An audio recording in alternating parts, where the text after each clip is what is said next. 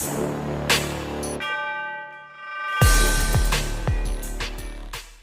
friends. Welcome to this latest podcast of the Nationalist View. And today we have with us a special guest, Shri NC Bipindra ji.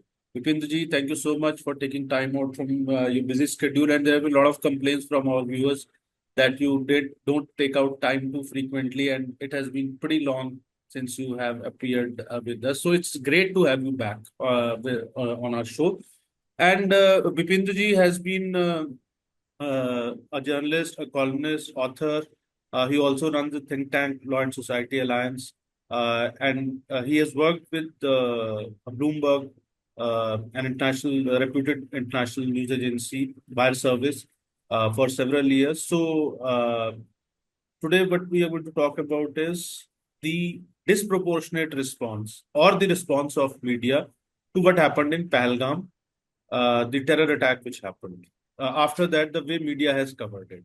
So, Bipindra ji, thank you so much once again. How do you look at it? I'll start with a tweet which S. Guru Murthy ji had done. S. Guru Murthy is a noted public intellectual. So he clicked a picture. He shared a picture of the Hindu newspaper's headline and said it reads like it's a headline from Dawn. Dawn is a Pakistani newspaper. So, and this was about, Pahalgam incident. And Malini Barsardi, the director of the Hindu group, she kind of endorsed what Mr. Guru Murthy said, and she said that it is sad to see a group like the Hindu going down the drain like this. So, and on the other hand, we have, television channels which are running we want revenge, hashtag Pakistan Khoon Ke Aansu Rohega, and all kind of stuff. And the anchors, they seem to be going ballistic, and a lot of people are saying that it's too much of jingoism. In fact, I spoke to a number of international experts, so they were also mentioning it has becoming increasingly difficult to speak on Indian television channels because the anchors are always too hyper, and especially in this context, in the context of the Pahalgam incident, it seems that they're putting too much of pressure on the government to go for war against Pakistan and annihilate Pakistan. And I don't think that's job of a journalist to tell government what to do and what not to do. It's basically we need to report facts. So this is the overall scenario which I have looked at from my perspective. Now I'll take Bipindra ji's perspective on this. Bipindra ji, please. Arun Anand, thank you very much. And I first and foremost apologize to all your viewers for being absent on your show for quite a while. I think I was always ready, but somehow I did not communicate that properly to you. So my apologies for that. But the point is today it's a very important and a serious topic that you have taken up, which is not a contemporarily used topic by any other media organization today. So even I don't think podcasters and people doing video shows on YouTube also take up this kind of issues. So I thank you for that. It's a very important topic that our viewers need to take a look at and understand some perspectives on it. First and foremost, let me come to what you have talked about, Shreyas Gurumurthyji's tweet. I have the tweet right in front of me where the Hindu headline, the page 1 headline, which is the most important page of the newspaper, leads with a story from Pakistan, where it says Pakistan shuts airspace, snaps trade relations with India. And he says that this particular headline on the newspaper, page 1, reads like the Dawn newspaper, which is the Pakistani English newspaper, which always takes the side of Pakistan and Pakistan's view. So unfortunately in India, what has happened is that some of the Indian media think that they are Pakistan's newspaper. So Hindu is one of them. But let me just remind your viewers that Hindu was not always like this. So Hindu was a very nationalist newspaper. Actually, it was started by its founders as a nationalist newspaper, as a newspaper which is giving a contrarian view to what the Britishers have been propagating in India. It was started obviously during the independence period. It's more than 100 years old newspaper. So it was a contrarian view. And also, if you see that the name of the newspaper itself is The Hindu, which was essentially considered in those days as a nationalist term. It was not considered as a religious term. It was considered as a nationalist term. The Hindu essentially was a newspaper which was, giving out nationalist opinions during the independence period. So the present lot of directors in the company, or at least some of them, changed their ideological standpoint to communism, following which the Ram, Hindu basically, I think Ram essentially, who is the most important figure radical leftist. he's a, yeah, I mean, some say that he's a card holder of the Marxist Communist Party. But anyway, whether he's a card holder or not, at least his position on it. He was a SFI member, Students Federation of India member, which is SFI is essentially the Communist Party of Marxist student wing. And so that since then, the ideological stand of the newspaper has gone to the dumps, essentially, and they have taken a very anti-national view on most of the things.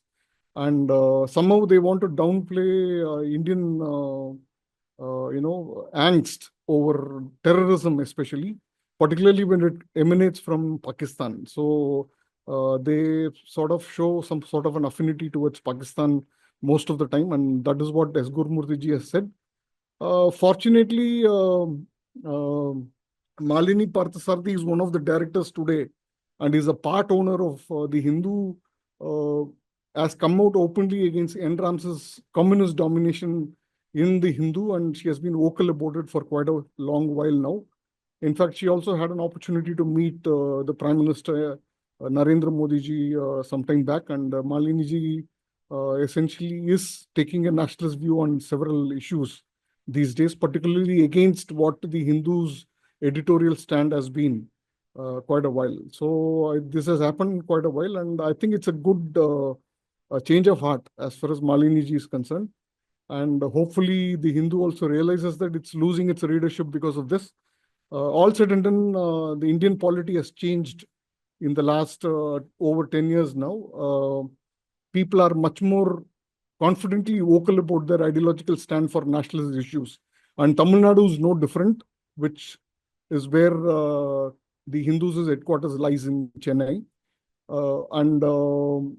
I mean, I will just give you the example of what happened when General Bipin Rawat was killed in a helicopter crash in Ooty district, where people lined up and raised nationalist slogans, praising General Bipin Rawat and praising India as such. All over the route, people lined up actually to praise India. So there is a strong nationalist view in Tamil Nadu also. In fact, ideologically speaking, though DMK, which is Dravida Munnetra Kazhagam of MK Stalin, is ruling DMK, and it has a very separatist history as far as its political ideology is concerned. There was a parallelly important political group that emerged, important political force that emerged in Tamil Nadu, which is called as the AIADMK, which was originally founded by former Chief Minister Mr. M.G. Ramachandran, and was succeeded by Ms. J. Jayalalitha. And today, Mr. Edapadi Palanisamy is the leader of General Secretary of the party. So if you look at the name, though DMK was a separatist party, the AIDMK's name itself suggests that it was a nationalist political group. It is a nationalist political group. The name is All India Anna Dravida Munnetra Kazhagam. When you say All India, it means it's a nationalist force.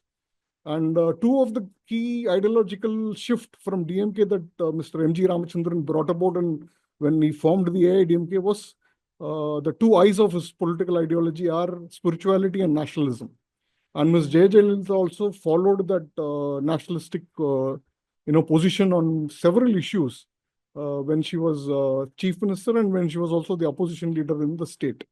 So what I mean to say is that there has been a nationalist tendency even in Chennai. So because of which the Hindu is losing its readership today, and its competitors, I can name them. The Times of India is stealing a march over the Hindu in Tamil Nadu today as far as subscribership is concerned of the newspaper. So probably it is right time for the Hindu to review where it stands today. I mean, if it wants to go down that anti-national path, and obviously its future is going to be very dim.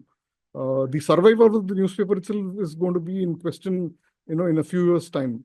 So I It's think, going down actually the telegraph way. yeah, it's going down the telegraph way, and the telegraph is absolutely there is no idle editorial culture at all in the They telegraph. have In fact, become basically rags and pamphlets. And it exactly. appears, So it is not relevant to the. sensationalism is Yeah. what they thrive on at this point in time. But of course, Hindu is not very sensational, but at least it takes a editorial view which is not in alignment with the national sentiment. That's what I think. So, with regard to your second question on the overwhelming jingoism that we witnessed today, see, actually, the reason for it, I would blame the Modi government itself. The reason for that is they have been set a very high bar as far as the response to terrorism itself is concerned. The 2016 Uri attack, you know what happened? India did a surgical strike, and then you had this 2019 Pulwama attack, on because of which we did a Balakot strike. So the bar has been set very high by the Modi government, because of which the expectation among the general public is also very high. Of course, I mean, I mentioned earlier that the polity in India has changed a lot. So today people are not nervous of identifying themselves as nationalists. So that is the biggest political change that has happened in India today. So they are much more vocal about being nationalist. Be that as it may, I think the media needs to calibrate its response to some of the things that are happening in India in a much more better manner. I think the kind of things that are happening, we want revenge, sort of hashtags that are running around is not good at all. I think that is putting pressure on the government of India to take a military action, unprepared. If you're not prepared for a military option, then that could become disastrous, actually. That response could become disastrous. So I think the media needs to calibrate its response, and probably should not bring about a pressure. Actually, this incident takes me back to 1999, when that IC-814 aircraft was hijacked. Indian Airlines aircraft from Nepal to Delhi was hijacked and then taken to first to Amritsar and then to Kandahar. Which is known as After, Kandahar hijacking, which basically. is known as the Kandahar hijacking, where some 100 odd passengers on board, their families were given space by the media in such a manner that they even barged into a minister's press conference and put a lot of pressure on the government, because of which we had to get the release of the hostages on the aircraft by releasing hardcore terrorists, including Hafiz Saeed. So, I mean, these are the kind of pressure that people bring on the government to act in haste, which is not good for the country. I think the government of India has, in a very measured and a calculated manner, taken 5 important diplomatic measures, which includes the Indus Water Treaty, putting it in abeyance at this point in time, and also cancellation of visa, downgrading the High Commission staff strength in both Delhi and in Islamabad, and apart from expelling some of the military officers who were posted as diplomats in the Pakistan High Commission in India, and henceforth there has been a response from Pakistan, where Indian side has also. We have already decided to recall all these officials from the Indian High Commission in Islamabad. Yet, of course, Pakistan will react to these kind of actions, which is all below the threshold of a military escalation. Vipindraji, I So, want to ask you one particular thing. You have worked as a, you've covered defense and international relations in Bloomberg. Before that, you have worked in various prominent newspapers also. And you continue to write and you continue to remain in touch with a lot of journalists, and you know what is the state of affairs in the newsrooms. Is there a dearth of people in the newsrooms basically who have got a good understanding of strategic affairs?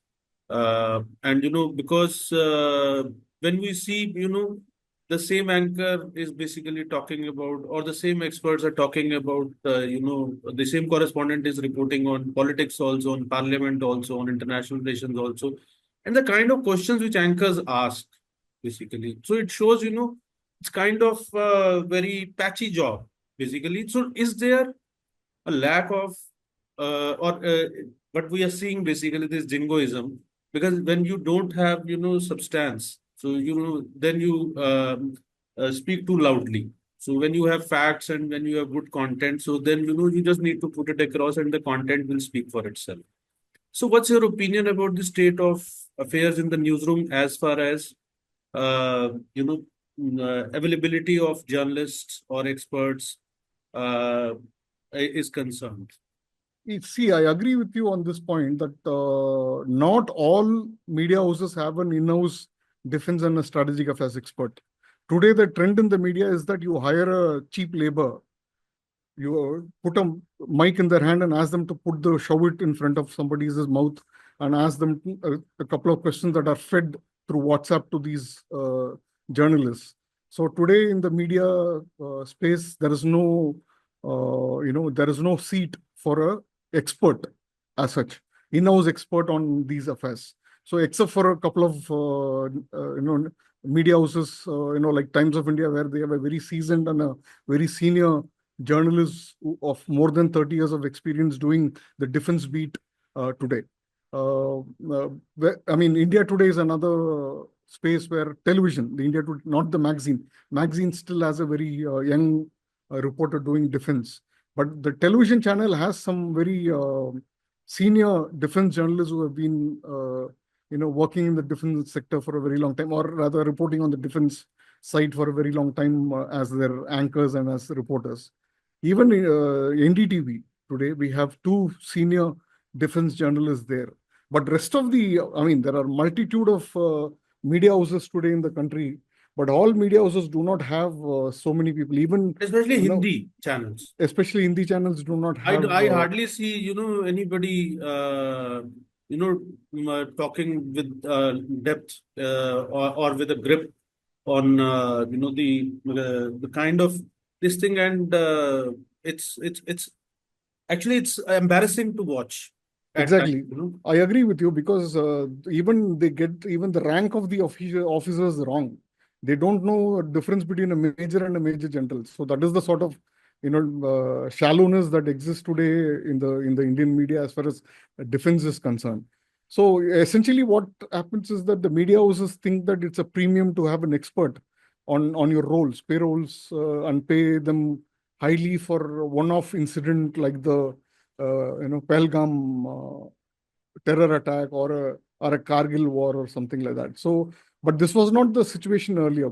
Most media houses used to have experienced people, but since they have to pay very highly for an expert, they don't want to do that. They have them 2-3 generalists at the top, and the rest all are cheap labor, 20,000 rupees, That's why, 30,000 rupees. I remember, uh, uh, there is a saying in English, that if you pay peanuts, you will only get monkeys. Monkeys, exactly. So that is So, what is happening today. And because of which there is no depth in the reporting of defense affairs, defense matters. Even the smallest, like for example, I'll give you an example of today. There is one Air Force exercise called as Akraman, exercise Akraman, which is going on. It's a 2-decade-old exercise. Every year, the Indian Air Force conducts this exercise, and it is for their training, squadrons. So they do this exercise every year. Suddenly, since it coincides with this Pahalgam terror attack, so everybody is flashing it as though India is doing it only because the Pahalgam exercise. No exercise can happen just in a jiffy. You need to have a in-depth long-term planning that needs to be done. So, in fact, the understanding of the journalists on defense matters. Everybody wants breaking news, and they just don't even know what is a breaking news. So, like for example, I heard a conversation today in the Ministry of Defense between two journalists. So, one journalist was reporting, or rather communicating to his office, to his input editor, on what he is going to do today. The story that he was planning to do is that Pakistan across the LOC fired some 20,000 bullets, and the Indian army retaliated by firing 13,000 bullets. This was the story. If this is the depth of your story, I think there is a big question mark on your capabilities as a God defense save Indian journalist. journalism. God save Indian journalism, particularly defense and diplomacy journalism. Okay, so the reporters need to understand how the government functions and how it will react to a situation like this, like a Pahalgam, terror attack. So just overnight, you cannot do a military operation. You are not prepared for it as of now. Okay, let's go back to what happened in 2003 when Operation Parakram was initiated by the Indian government post the Parliament attack. It took them 6 months to mobilize their military.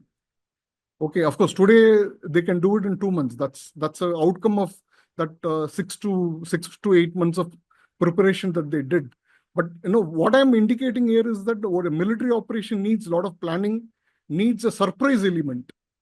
Okay, just because you have done one surgical strike and one airstrike on Pakistan post 2 terror attacks previously, you cannot do another surgical strike in 2 days' time, in 48 hours' time of a terror attack. It needs planning. And India needs to choose the time and the place and the effect of its military operation. Okay, so that kind of a leverage should be given to the government.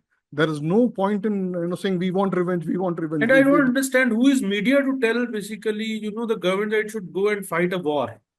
I think media's job is to report the facts. Okay, it can report that people are very people upset. sentiment. Yeah, people sentiment can be reported. People want Indian government to go and give a befitting reply. Yeah. And rather than it's like basically they're stoking the fire the way they're asking. And also, it is very distressing to see the way they are running videos of marriages of people who have got killed and terrorists, and deliberately flashing time and again the pictures and photographs of grieving people. And also there was if you remember, Bipindraji, when we started journalism, one of the fundamental rules in journalism was that you don't show dead bodies.